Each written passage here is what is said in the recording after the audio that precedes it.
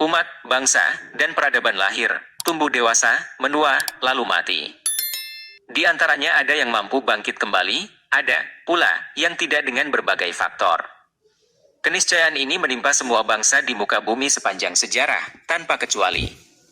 Tentang ini Al-Quran mengatakan, tiap-tiap umat mempunyai batas waktu, maka apabila telah datang waktunya mereka tidak dapat mengundurkannya dan memajukannya barang sesaat pun. Nas di atas mengilhami pemikir-pemikir dunia, satu di antaranya Ibnu Khaldun, filsuf abad pertengahan yang memperkenalkan teori siklus peradaban. Teori yang diamini oleh sejarawan, sosiolog, dan peneliti modern seperti Philip K. Hitti, Charles Isawi, Arnold J. Toynbee hingga influencer Mark Zuckerberg sebagaimana kesaksiannya atas sapiensnya Yuval Noah Harari. Sejauh ini tiada seorang pun membantahnya termasuk ilmuwan Richard Dawkins yang menolak nabi-nabi, kitab suci Abrahamik, hingga Tuhan melalui Outgrowing God-nya yang terkenal itu. Walaupun menyoal ini, Al-Quran tidak merinci sebab-sebab runtuhnya bangsa dan peradaban. Al-Quran memilih mengangkat cerita keruntuhan 7 bangsa besar, yaitu kaum Nuh, Ad, Samud, Aika, Tuba, Sodom, dan Mesir hampir di semua juz. Di samping itu, bangsa-bangsa itu membangun kota, benteng kokoh, istana megah hingga peradaban. Di antaranya bahkan disebut telah mengelola dan memakmurkan bumi melebihi umat-umat setelahnya. Namun bukan berarti yang di luar itu luput dari ajal.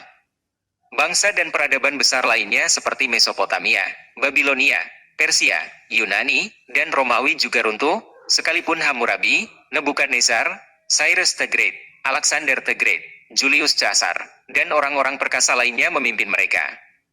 Bahkan konon mana, Ahura Mazda, Apollo, Zeus, dan dewa-dewa lainnya melindungi. Maya, Inca, dan Aztec merupakan Amerika yang runtuh setelah diinvasi Eropa.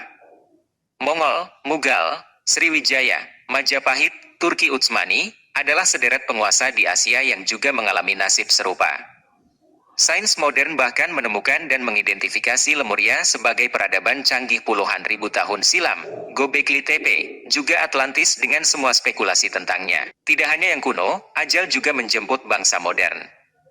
Uni Soviet, misalnya, adalah entitas komunis terbesar sejagat dan satu-satunya rival Amerika Serikat usai Perang Dunia Kedua, namun siapa sangka ia runtuh di abad yang sama dengan kelahirannya, mati muda.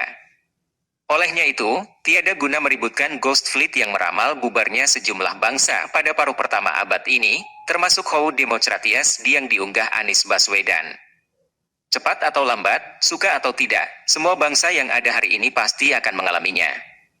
Meramal keruntuhan bangsa bagaikan meramal matahari terbenam. Karena berbicara kita meramal runtuhnya suatu bangsa atau peradaban itu bagaikan kita meramal terbenamnya matahari. Jadi itu pasti akan menjadi sebuah keniscayaan. Nah, oleh karenanya kita harus mampu membaca geopolitik ke depan itu akan ke arah mana.